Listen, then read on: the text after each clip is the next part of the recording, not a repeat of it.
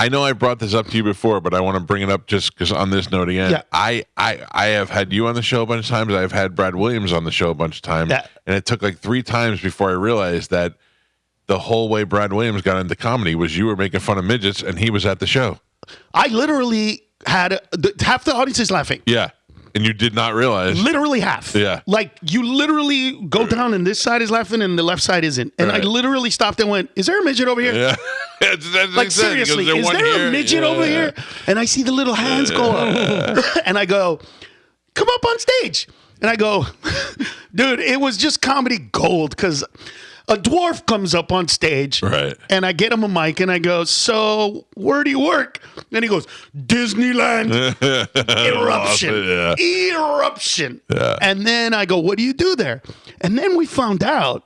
See, this is why I hate political correctness and all this wokeness and all this kind of stuff. Dwarves, actual people with dwarfism, cannot be dwarves when they do the reenactment plays of Snow White and the Seven Dwarfs. Too small? No, it's offensive.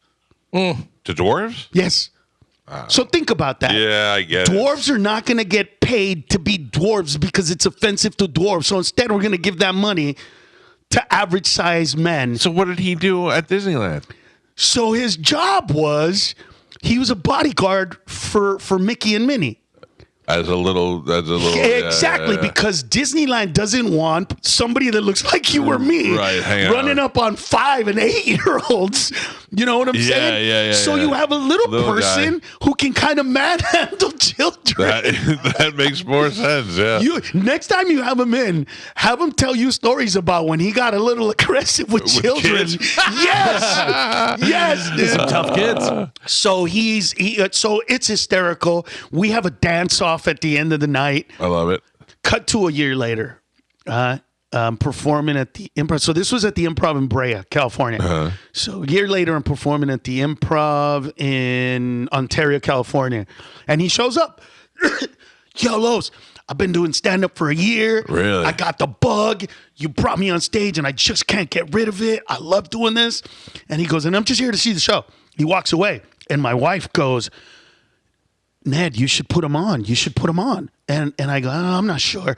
My brother Albert comes up and goes, bro, he's going on, right? Yeah. I'm like, listen, guys, you guys don't understand young comedy. When we're young, too young, and they put us, if I put him on and he bombs, Right. this is going to hurt him for a really long time. Yeah. It's going to mess with his ego, with his confidence.